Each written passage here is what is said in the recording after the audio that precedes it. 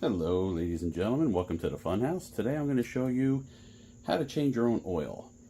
And when you find out what they've been charging you, $60, $70, $80, $90 to do, you're going to throw up in your mouth a little bit.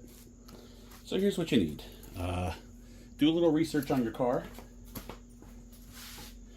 You're going to need the right kind of oil and enough of it. You're going to need a new filter.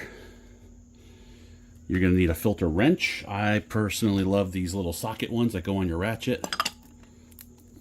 But that doesn't mean that the filter that's on there now is going to be the same filter.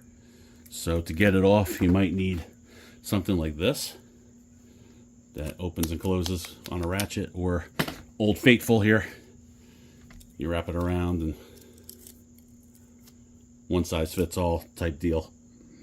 So that's what you're going to need to get the filter off. You're going to need a ratchet set to take the drain plug out, and you're going to need a catch pan, preferably like low profile, high volume. This one's huge, but I use it for everything. So today I'm changing the oil on an 03 Chevy Silverado with a 6-cylinder, but it doesn't matter. It's pretty much the same process for all vehicles. So here we go. Okay, I'm under the car. The first thing you're going to want to do is locate your drain plug. There's mine, and figure out what size it is. Let's see, this looks like it'll fit. It does. Let's see what size we are looking at here.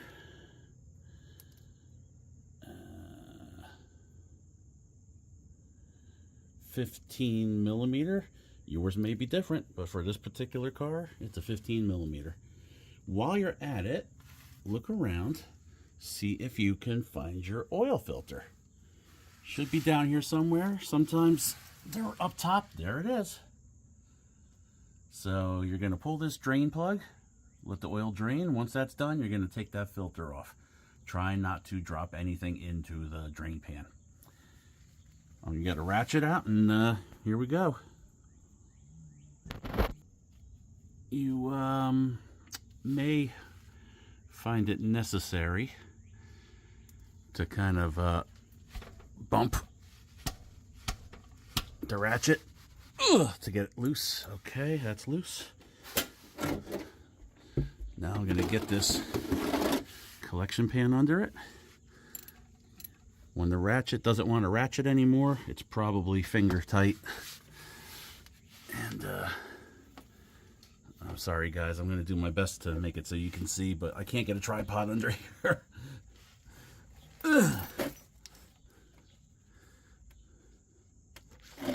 It's going to probably shoot sideways, so I'll do my best to try to catch it all.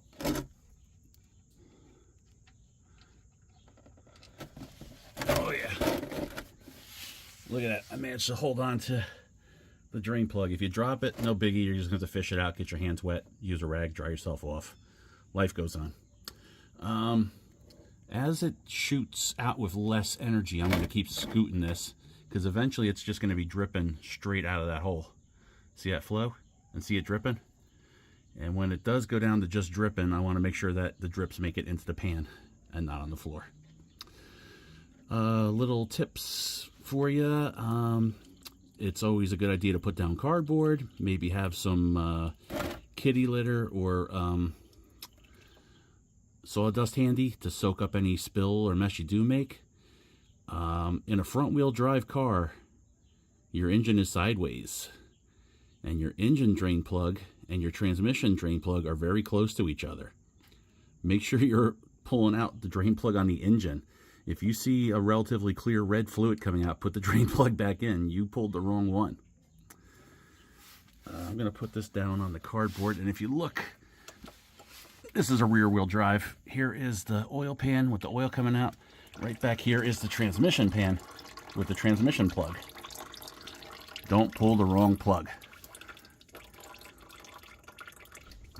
Gonna let that drain down for a good long time so I get as much as possible out. Don't go crazy though. You know, if it's still dripping a drop a minute or something like that, just close it up and get back to work. While that finishes, I'm gonna work on getting the oil filter out. Okay, I'm not worried about those last few drops. So when it's dripping like that, that's good enough. Gonna get this back in. There's a crush washer on here that makes it seal up. You're supposed to replace it every time you do an oil change. I never have unless it leaked, which was like one time. But I'm gonna teach you to do it the right way, even if I do it the wrong way.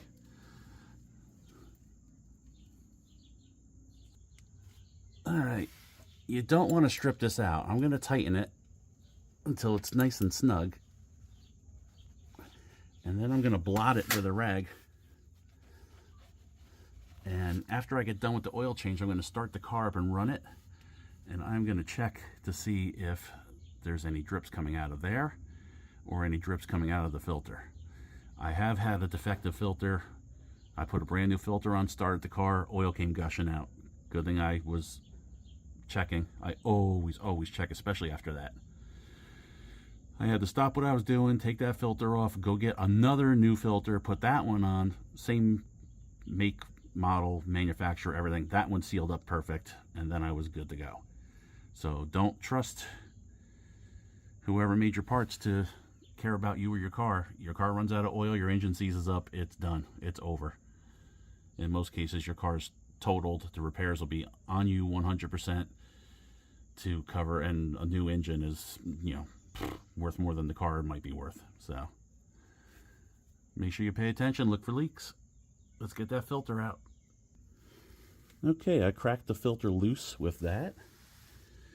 Now I'm gonna unscrew it, and I'm gonna try to get it so that the oil pan catches all the drips. It's gonna probably run down my arm and hit the frame or something, or the engine, and run all over the place. There's a lot of threads. There's enough so that you are sure you're not going to run out of threads for 10 minutes, and then you run out of threads and you drop the damn thing. So you could have gloves on, you could have a rag in your hand while you do that and try to minimize the mess. It's up to you. I'm just drying my hand off with a towel. And I just put the filter in the pan upside down so it drains out.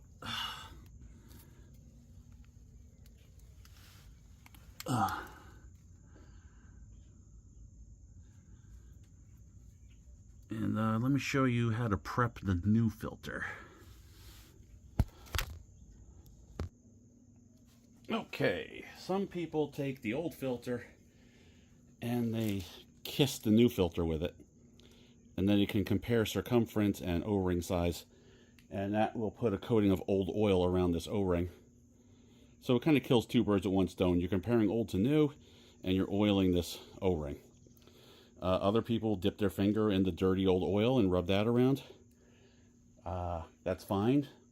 I personally am OCD, and I can't stand that. I did it when I was younger and I was learning in auto shop. But since then, I'm more sophisticated as an adult, and I just like new oil on a new part. Oil that up real good. Okay, and that is ready to go on. Oil filter should be hand tight. If you think that you have weak grip, then maybe you might want to give it a little bit more with a wrench, but usually hand tight is good enough. And like I said, check it for leaks. If it leaks, go a little tighter. If it still leaks, go ahead with the wrench.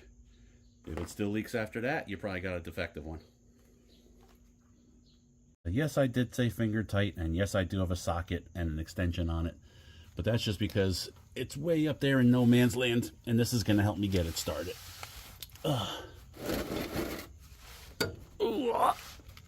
You guys are actually going to help me see. I hope. All right.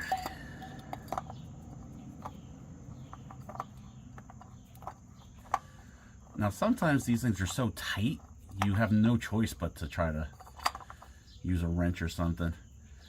And in some cases, you can't use a wrench. I remember working on a Mazda 626 when I was a high schooler back in the early 90s. And that thing, you had to reach up past the exhaust and the catalytic converter or something, and you couldn't fit anything in there. And it was so sharp it would cut your wrist. It looked like you tried to commit suicide after you worked on this car. But there was no other way to get to it. Even trying to wrap a rag around your wrist to protect it, my wrist wouldn't fit. And I was skinnier back then. Alright, I can't really get too much leverage. Oh, maybe I can. But I might actually throw the ratchet on the socket. And I won't go crazy. I'm going to go like I'm trying to make it hand tight, finger tight. But with a mechanical advantage. So I'm not going to bear down on it like I'm trying to tighten up the suspension part.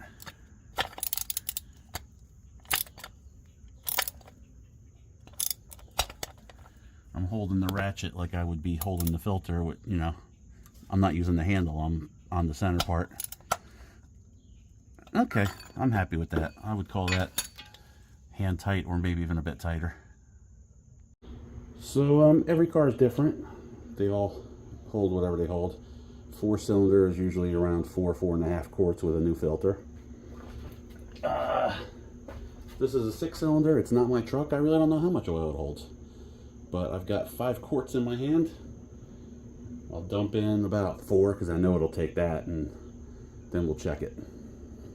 Just another little tip for you. If you take a bottle of oil or anything and hold it like this, it'll wait till the last minute to pour out.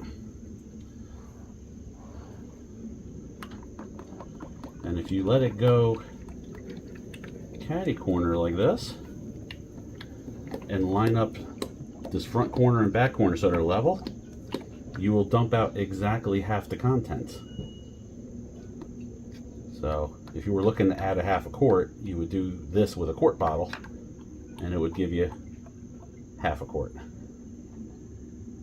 With this being 5 quarts, I just put 2.5 in, which is not enough. So I'll go a little higher. Alright. I'm going to check the dipstick. And if it's full on the dipstick, I'm going to start it and run it. That'll fill the filter up. And then I'm going to check it again.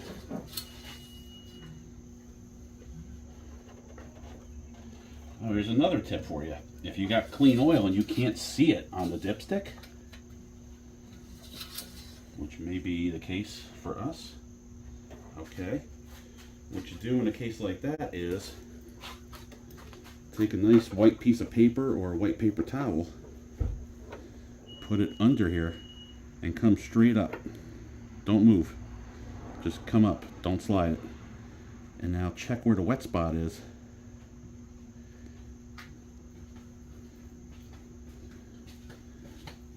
And that'll tell you how much oil is on the dipstick that you can't see because it's too clean.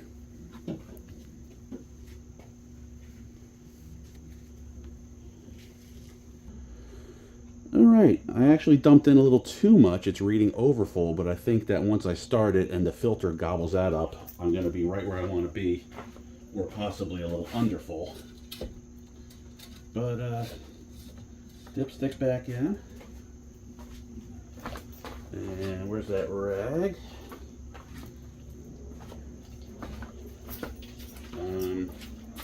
This has a bit of a gooseneck to it, but when you start a car, sometimes oil comes up out of the filler hole, so I'm just going to make sure that this is at least plugging the hole, if not in and tight.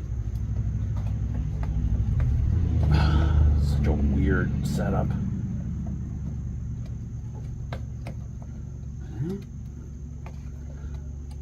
Come on. That's good enough just for starting. Let's run it and see what comes up on the dipstick.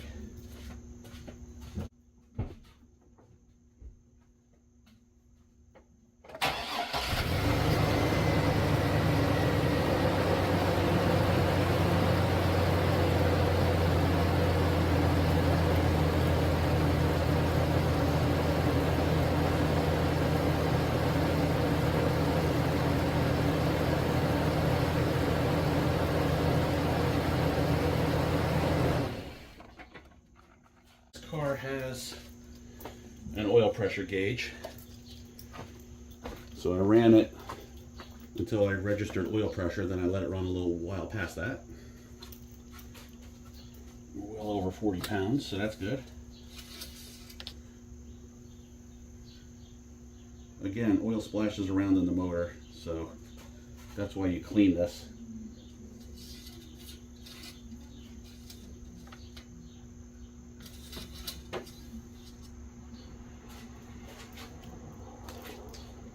And let's see.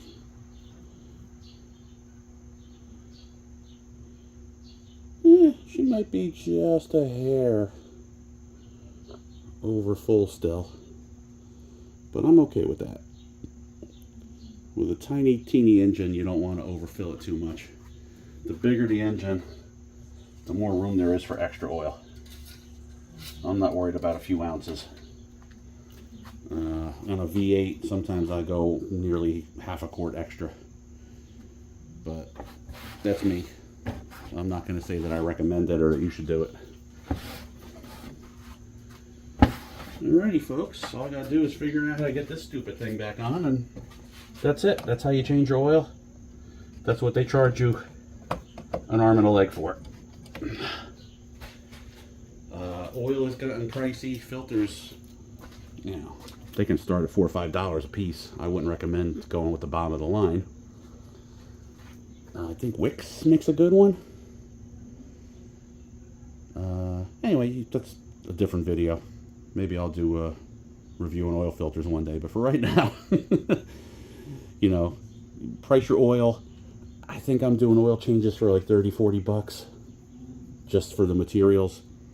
If you can get someone else to do it for you for that same price and they're not using recycled garbage oil, then go for it. But if they want $80, $90 to change your oil, that's what they wanted to change the oil on my Yaris with a 4-cylinder. Ridiculous.